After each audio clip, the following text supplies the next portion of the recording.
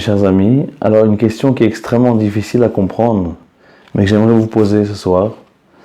Eh bien, comment est-ce possible que Akadosh Baruch Hu a fermé tous les endroits qui peuvent nous aider à s'en sortir? Je pense aux synagogues, aux yeshivot, aux écoles juives, au Talmud et Torah, au Kolélim. Comment est-ce possible de fermer une telle chose qui nous aide jour après jour? Comment est-ce possible de tout fermer comme ça du jour au lendemain? Eh bien, on va se concentrer uniquement dans la synagogue. Mais vous savez, mes chers amis, que la synagogue, tant que je n'ai pas étudié les halachot de la synagogue, eh bien, il n'y a aucune raison que je respecte ce lieu. Pourquoi? Parce que les halachot sont extrêmement nombreuses, et la kedusha, la sainteté qu'il y a dedans, est extrêmement forte. Eh bien, Akadosh Baruch Hu voudrait nous dire, vous savez, eh bien, je ferme tout. C'est pas comme ça que je vois la synagogue. C'est pas comme ça que je vois les lieux de culte. C'est pas comme ça que j'aimerais voir les gens prier.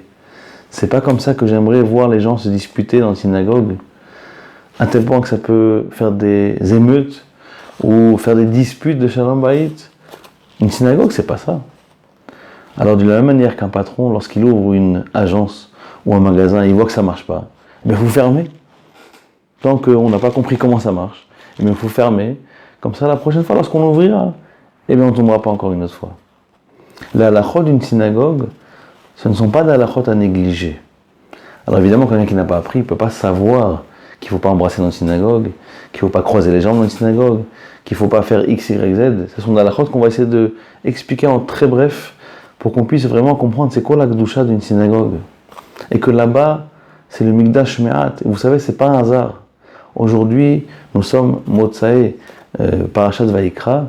On vient de lire la Parashat de Vayikra. Et si vous faites attention, dans les halachot du Ben Ishraï, regardez bien, dans les halachot du Ben Ishraï, c'est un livre extrêmement fameux et connu. Vous savez que la Parashat de Vayikra, ce sont les halachot qui concernent la Bet Knesset. Prenez le livre, regardez dans la Shana Rishona, dans l'année numéro 1, la halachot du Shabbat Vayikra, c'est-à-dire notre Shabbat, en tout cas cette semaine. Ce sont les halachot qui sont liés à la synagogue. Ilchot Bet Knesset. Le Ben Ishraï nous dit que, il rapporte la Gemara, qu'une synagogue, c'est appelé Mikdash Me'at. C'est un petit sanctuaire. Pourquoi? Parce que Kadosh Baruch Hu, depuis que le Bet HaMikdash a été détruit, il réside dans le Bet HaMikdash Me'at, dans ce petit sanctuaire qui s'appelle la synagogue. Vous savez combien il y a de halachot, mes chers amis? On ne peut pas les inventer, il faut les étudier dans le Shulchan Aruch, à tel point que la Gemara, le Talmud nous dit, dans la Masechet Brachot, la page 8 au recto, que Kol HaMashkim ou Ma'ariv les Bet HaKnesset, Marichamim, une personne qui irait constamment dans la synagogue, eh bien sa vie sera rallongée. La Gemara nous raconte qu'il y avait Rabbi Yosef ben Halafta, une femme qui avait particulièrement bien vieilli, elle avait plus de 100 ans, elle lui disait, brave, il n'y a pas une ségoula pour mourir, on ne peut plus, c'est bon, je vieillis, combien de temps je vais durer comme ça à souffrir? Rabbi Yosef ben Halafta lui a dit, eh bien de la même manière que tu vas à la synagogue, tu ne pourras jamais être en danger. Eh bien si tu ne vas pas à la synagogue pendant 3 jours, tu pourras avoir des chances de partir. Eh bien c'est ce qu'elle a fait. Elle n'a pas été pendant 3 jours à la synagogue, elle a eu une maladie, elle est partie dans la même semaine. Pour nous montrer que la synagogue est un endroit où si quelqu'un il y va en respectant cet endroit-là, il rallonge sa vie. La Gemara nous dit également dans Brachot que Kol HaMitpalel Babet Knesset Tfilato Nishma'at. Eh bien, il y a dans cet endroit-là quelque chose d'extraordinaire. Quelques halachot vraiment extrêmement rapides qu'il faut enseigner pour la synagogue, justement. Eh bien, à la synagogue, il faut faire très très attention de ne pas boire et de ne pas manger. C'est pas un endroit où on peut boire son café ou son thé ou manger. C'est un endroit qui est consacré uniquement à la prière. Il y a des conditions pour lesquelles les synagogues peuvent être utilisées pour manger et boire, comme les Seudat Mitzvah, Brit Milah, Sium Masechet, Kiddush de Shabbat, tout ce qu'il y a à la Mitzvah. Mais attention, même le Rav Ovadia Yosef, il était posek, que si jamais ce Kiddush-là entraînerait à une discussion qui n'est pas forcément liée forcément à la synagogue, il faut interdire ce Kiddush-là, ou quoi qu'il arrive, interdire toute chose qui peut entraîner une débauche dans une synagogue. Je pense évidemment aux séoudot de Simchat Torah ou dans les séoudot qui sont de bar mitzvah ou de mariage. Surtout ne jamais amener de l'alcool en synagogue. On sait très bien les dégâts que ça peut entraîner, les gens qui montent sur les tables ou les hommes qui s'approchent des femmes. On sait quels sont les dégâts de l'alcool en synagogue. On ne rentre pas d'alcool en synagogue, jamais. Même pour une séouda, même pour un kiddush. Un petit peu pour boire, faire les chaïm, pourquoi pas. Mais rentrer de l'alcool à profusion, c'est interdit dans une synagogue. Et bien évidemment, il est interdit de parler dans une synagogue, même si ce n'est que tout ce qui est massa ou matan, travail, parnassa, divrechol, politique. On ne parle pas de Shabbat, on parle de tous les temps. Dans une synagogue, on ne peut pas parler là-bas autre chose que la tfila. C'est pour ça que il faut faire très attention justement aux enfants, à leur apprendre depuis qu'ils sont petits qu'à la synagogue, on se tait, on fait la prière. C'est pour ça que j'invite les papas qui amènent leurs enfants à la synagogue, surtout ne pas amener les enfants qui ne sont pas aptes à rester bien assis au calme. Parce que si jamais on force un enfant à aller à la synagogue et on lui montre qu'il faut se taire et on lui montre que c'est la prison, qu'il ne peut pas bouger et qu'on lui force à prier, eh bien cette synagogue, il va la rejeter, il va la vomir, il n'aura plus d'amour pour sa synagogue. Lorsque l'enfant est prêt plus ou moins vers 9 ans, il faut l'amener léa, doucement. Il faut lui inculquer à l'enfant l'amour de cette synagogue. Attention les chers papas, ne jamais laisser un enfant sauter, faire du toboggan dans la synagogue. La synagogue, c'est pas un parc, c'est pas un jardin. Lorsque je montre à mon enfant qu'il peut jouer, sauter, courir, danser, jouer avec ses copains aux cartes, au ballon, eh bien je lui montre que la synagogue n'a pas de gdoucha. Eh bien lui-même plus tard, il va être mezalzel, il va dénigrer cet endroit-là. Évidemment, il y a d'autres choses évidemment qui sont très importantes dans les synagogues, qu'on ne peut pas enseigner d'autres choses que la Torah. À part des ulpan, c'est autorisé, mais on ne peut pas enseigner des choses comme la science, ou des choses comme la politique, ou comme l'économie. C'est un endroit qui est strictement réservé à la tfila ou au limud Torah. Le Rav Ovadia Yosef écrit qu'on peut effectivement enseigner des matières comme les mathématiques dans une pièce qui est à part, ou une pièce qui est annexe de la synagogue, il n'y a pas de problème.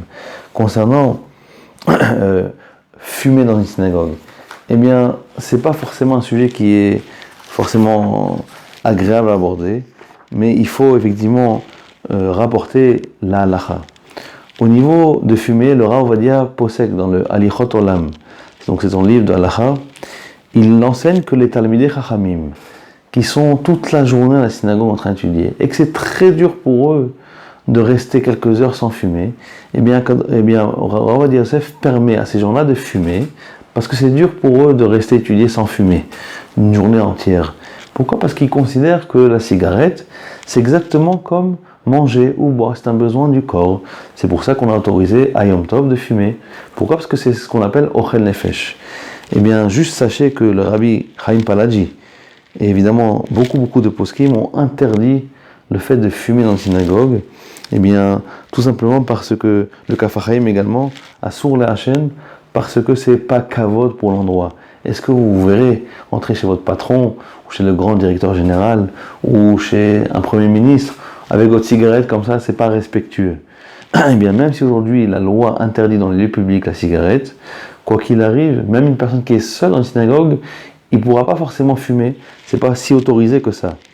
Mais malgré le fait que on peut boire un thé ou un café ou de l'eau, eh bien le Rav Ovadia Yosef dit qu'on peut rester, quelqu'un qui reste longtemps à la synagogue, qui étudie, qui l'enseigne, il pourrait fumer une cigarette.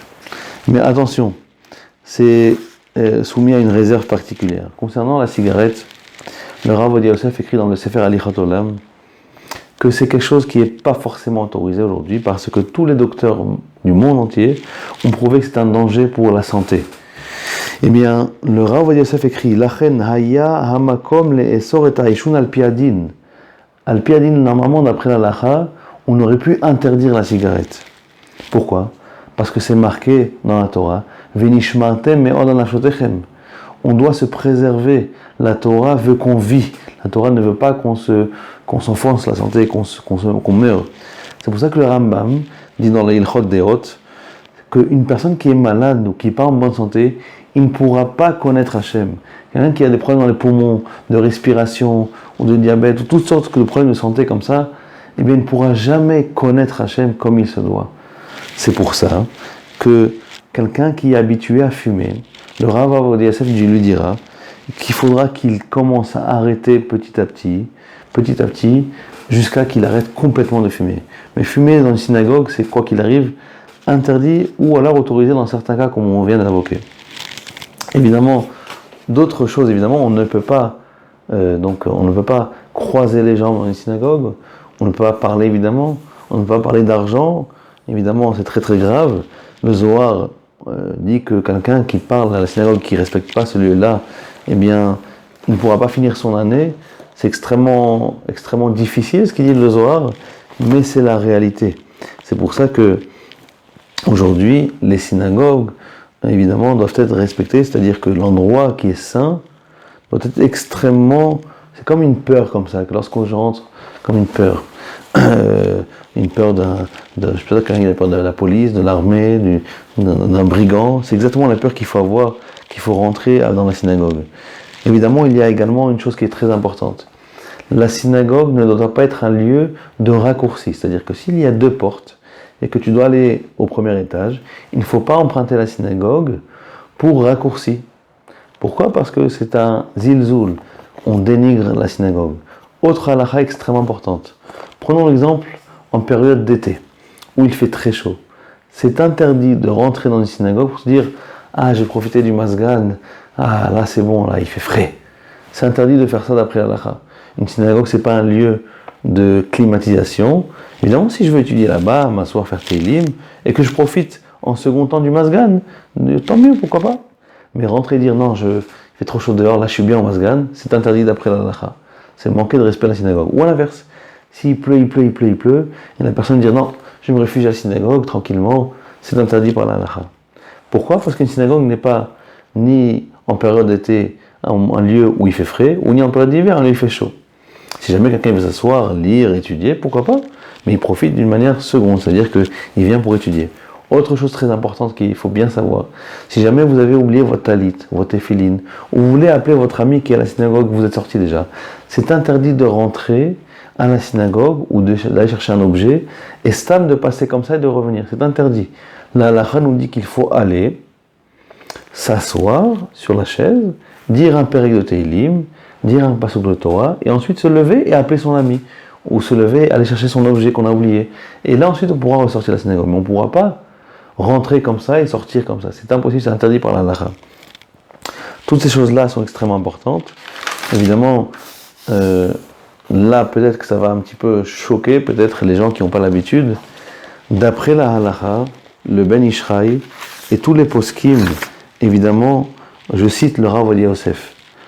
Lo inashek adam et banav bevet hakneset ve'en lehalek baze ben ktanin legdolim.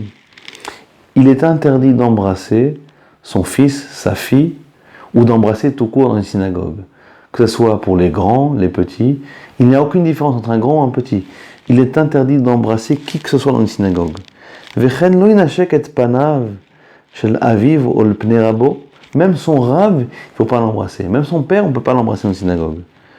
O mipnei chavero, même son ami. Pourquoi ? Parce que la halakha nous dit que si jamais j'embrasse mon fils, ou un ami, ou un cousin, eh bien je montrerai un amour dans le lieu de la maison d'Hachem qui serait évidemment déplacé. C'est une attitude qui est déplacée, qui est interdite par la halakha. Velachen, ma shenahagu bekama kilot, leitnashek bepanim imahole la Torah. Il dit, le Rav Ovadia Yosef, qu'il y a des endroits où celui qui monte à la Torah, tout le monde l'embrasse, lorsqu'il descend, il passe faire le tour de la synagogue. Le Rav Ovadia Yosef dit, en raoui la asot ken. Ce n'est pas bon de faire ça. On ne peut pas embrasser dans une synagogue. C'est pour ça qu'il y a une marloquette. Et le Rav Ovadia Yosef l'apporte concernant les juifs marocains. Le Rav Ovadia Yosef ramène dans son langage, je cite, eh bien il y a des communautés du Maroc qui ont la coutume d'aller embrasser les gens après qu'ils soient montés à la Torah.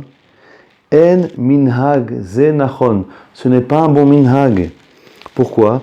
Parce que chez En larbot ahava vechiba bet hakneset bilti l'Hashem baro. Il ne faut pas montrer un amour qui est autre que celui d'Hachem dans la synagogue. Celui qui fait ça, il aurait transgressé le lieu de culte qui s'appelle la synagogue, qui est un petit sanctuaire.